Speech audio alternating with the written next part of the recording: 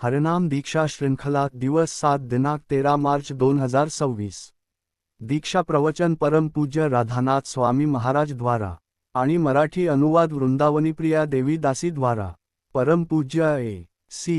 भक्तिवेदांत स्वामी श्रील प्रभुपाद तसेच ब्रह्म मध्व गौडीय संप्रदायातील आपल्या पूज्य आचार्यांच्या वतीने आपण आता या हरनाम दीक्षा समारंभाचा आरंभ करीत आहोत।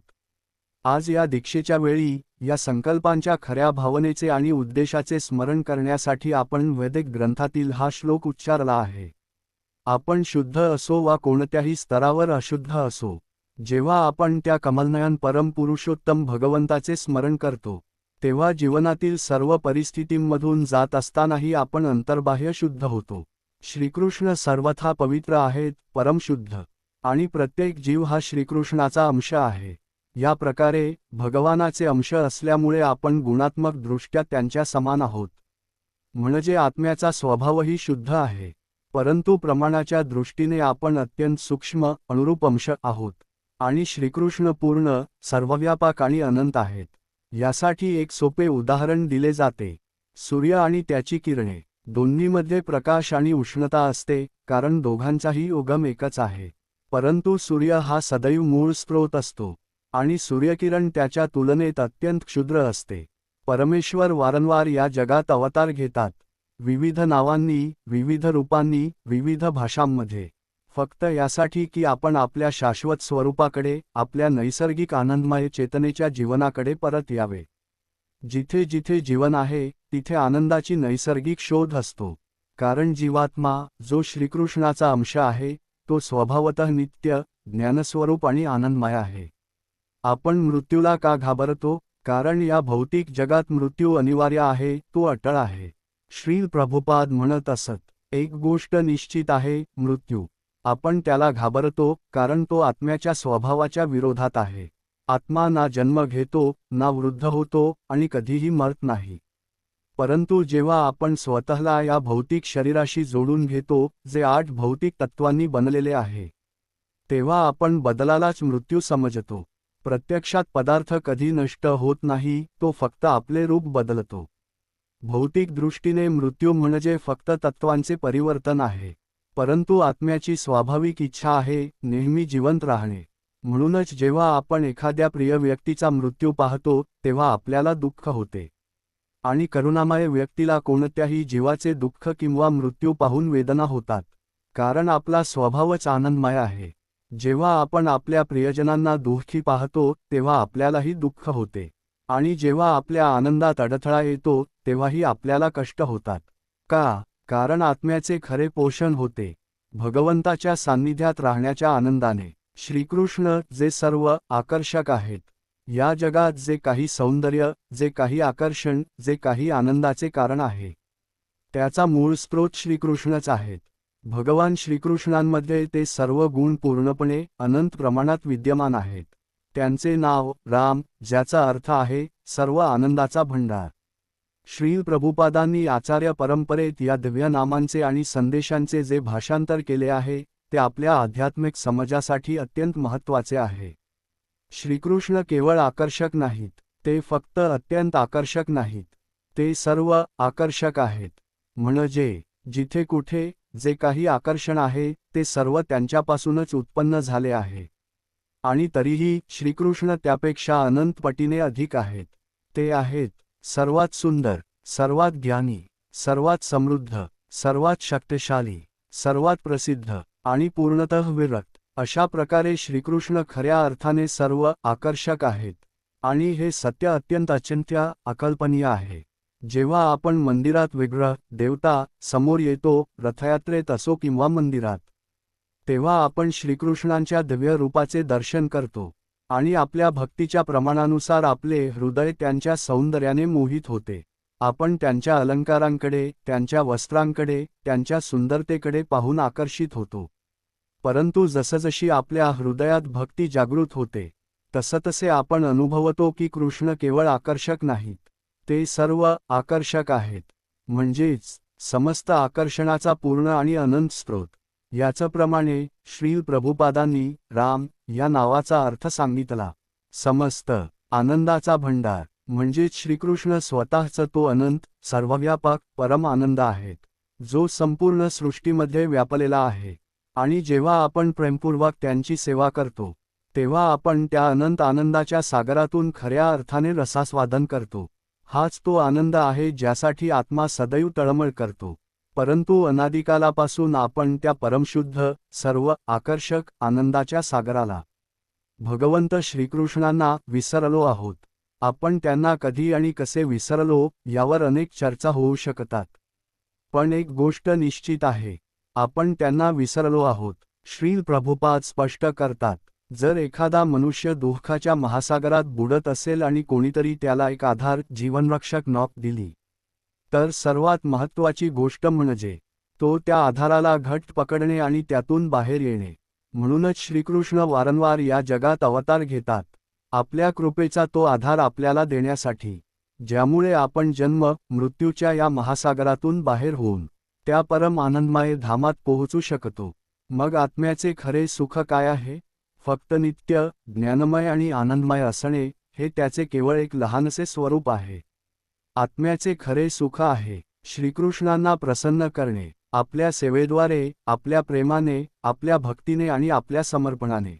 जसे वृक्षाच्या मुळाला पाणी दिल्यास संपूर्ण वृक्ष तृप्त होतो, तसेच जेव्हा श्रीकृष्ण प्रसन्न होतात, तेव्हा आत्म्याला खरा समाधान आणि शांती प्राप्त होते. श्रीकृष्ण स्वतः सांगतात की आपण त्यांना केवळ भक्तीद्वारेच जाणू शकतो, समजू शकतो आणि त्यांच्यापर्यंत पोहोचू शकतो. कारण श्रीकृष्णांना आपल्याकडून काहीही अपेक्षित नाही. ते स्वतः संपूर्ण सृष्टीचे अधिपती आहेत. श्रील प्रभुपाद एक सुंदर उदाहरण देतात.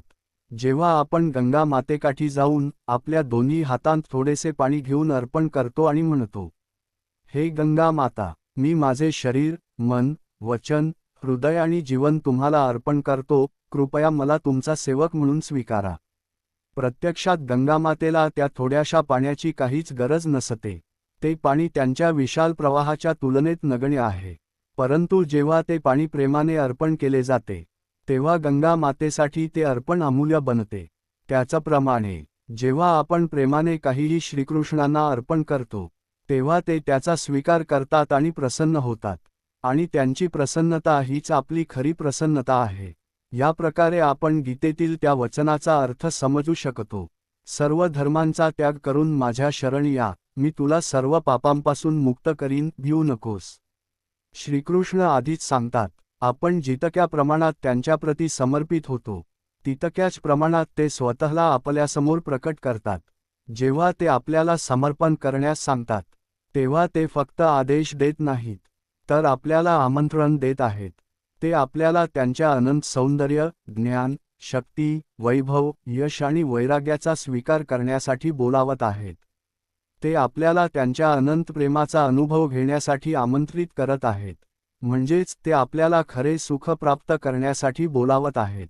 श्रील प्रभुपाद सांगतात, सर्व वैदिक ग्रंथांचा संदेश आहे, सर्व जीव आनंदी होवोत, परंतु खरा आनंद फक्त तेव्हाच मिळतो जेव्हा आपण श्रीकृष्णांच्या शरण जातो. समर्पण म्हणजे काय? आपले हृदय पूर्णपणे उघडणे, ज्यामुळे आपण त्या अनंत आनंदाच्या सागराला स्वीकारू शकतो. आणि श्रीमद्भागवतम सांगते की सर्वोच्च धर्म आहे भगवंताप्रती प्रेममय भक्ती. आणि ही भक्ती तेव्हाच आत्म्यास पूर्ण समाधान देते, जेव्हा ती निष्काम आणि अखंड असते. आपण एक सुंदर प्रार्थना जपली, जी श्री चैतन्य महाप्रभूंची प्रार्थना आहे आणि जी प्रत्यक्षात श्री राधाराणींचा भाव आहे. हे प्रभू, तुम्ही मला स्वीकारा वा त्यागा, मला दुःख द्या किंवा दूर ठेवा. तुम्ही जे काही कराल ते मला मान्य आहे. मी सदैव तुमचाच सेवक आहे, कोणत्याही अटींशिवाय. प्रेम म्हणजे सेवा, आणि खऱ्या सेवेचा अर्थ आहे ती प्रेमाने करणे आणि आपल्या प्रिय व्यक्तीला प्रसन्न करण्यासाठी करणे. या प्रकारे श्री चैतन्य महाप्रभूंनी आपल्याला ही सुंदर संस्कृती दिली आहे की आपण स्वतः श्रीकृष्णांना प्रसन्न करून त्यांच्या प्रेमाचा अनुभव घ्यावा आणि मग ते प्रेम इतरांसोबत वाटावे. कारण जेव्हा आपण असे करतो, तेव्हा आपण स्वतःही त्या दिव्य आनंदात अधिकाधिक बुडत जातो. अशा प्रकारे श्रीकृष्ण अधिकाधिक प्रसन्न होतात. आपल्यापैकी अनेकजण आईवडील आहेत आणि प्रत्येकाचे आईवडील असतात, हे स्वाभाविक आहे. आईवडील आपल्याला काही देतात तेव्हा आपण ते आपल्या भाऊ बहिणींमध्ये वाटतो, तेव्हा त्यांना किती आनंद होतो.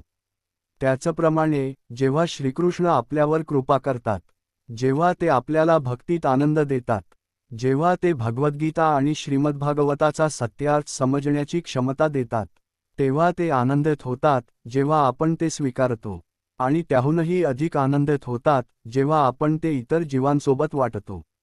कारण प्रत्येक जीव हा कृष्णाचा पुत्र आहे. सर्व अवतारांमध्ये श्री चैतन्य महाप्रभू सर्वात अधिक उदार आणि कृपालू आहेत. श्रीकृष्ण सर्व करुणामय आहेत, परंतु श्री चैतन्य जे स्वयं राधा कृष्ण आहेत, या कलियुगात अधिक कृपा प्रकट करतात.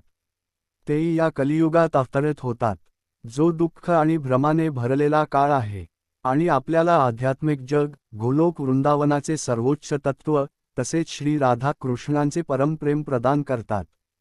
ते सर्वात उच्च तत्त्व सर्वात खालच्या स्तरापर्यंत पोहोचवत आहेत. आणि ते हे दिव्य तत्त्व कसे देत आहेत? त्यांनी आपली सर्व शक्ती आपल्या पवित्र नामांमध्ये स्थापित केली आहे. श्री चैतन्य महाप्रभूंनी अनेक महान आचार्यांना ग्रंथ लिहिण्यास प्रेरणा दिली, परंतु स्वतः त्यांनी फक्त 8 श्लोक, शिक्षाष्टक लिहिले, आणि त्यांची सुरुवातच पवित्र नामांच्या महिमेने होते, हे जाहीर करत की भगवंताचे पवित्र नाम पूर्णतः शुद्ध आहेत, आणि ते आपल्या मन, हृदय आणि जीवनाला शुद्ध करतात. आपण जप, शास्त्र अभ्यास किंवा सेवा यासाठी करत नाही की आपण त्यात निपुण बनू, तर आपण ते करतो की आपण शुद्ध होऊ शकू. आणि प्रत्यक्षात आपण तेवढेच शुद्ध होतो जितक्या श्रद्धेने आपण श्रीकृष्णांना प्रसन्न करण्याचा प्रयत्न करतो. संपूर्ण जगासाठी सर्वात मोठे वरदान म्हणजे श्रीकृष्णांनी आपल्या पवित्र नामांमध्ये अवतार घेतला आहे, आणि स्वयं श्री चैतन्य महाप्रभू आपल्या अत्यंत कृपामय रूपात या नामांचे वितरण करण्यासाठी अवतरित झाले आहेत. आज आपण सर्व येथे जमलो आहोत, एक गंभीर आणि पवित्र संकल्प घेण्यासाठी, की आपण भक्तीचा अभ्यास अशा प्रकारे करू की आपल्या गुरूंना, श्री प्रभुपादांना आणि श्री श्री राधा कृष्णांना प्रसन्न करता येईल. आपण हा संकल्प जितक्या गांभीर्याने स्वीकारू आणि आपल्या जीवनात आचरणात आणू, तितकी आपली अंतःशुद्धी होईल आणि तितकीच आपली आध्यात्मिक प्रगती होईल. जेव्हा एखादा जीव या जगात भगवंतांसमोर येऊन भक्तिमार्ग स्वीकारण्याचा संकल्प करतो, तो क्षण अत्यंत पवित्र आणि ऐतिहासिक असतो. त्या क्षणी श्री श्री राधा कृष्ण, पंचतत्व आणि आपल्या संपूर्ण गुरु परंपरेतील सर्व आचार्यांची कृपा, आशीर्वाद आणि करुणा श्री प्रभुपादांच्या माध्यमातून आपल्या जीवनात प्रवाहित होते. जीवनात परीक्षा येतील, चांगले दिवस येतील आणि कठीण दिवसही येतील. हे कधीही समजू नका की दीक्षा घेतल्यानंतर तुमचे शरीर वृद्ध होणार नाही. हेही समजू नका की जगातील लोक तुम्हाला नेहमीच सन्मान देतील. संसार जसा आहे तसाच राहणार आहे. आपण दीक्षा घेत आहोत कारण, हे कृष्णा, जे काही होईल, मी तुमच्या शनी राहीन आणि तुमच्याशी निष्ठावान राहीन.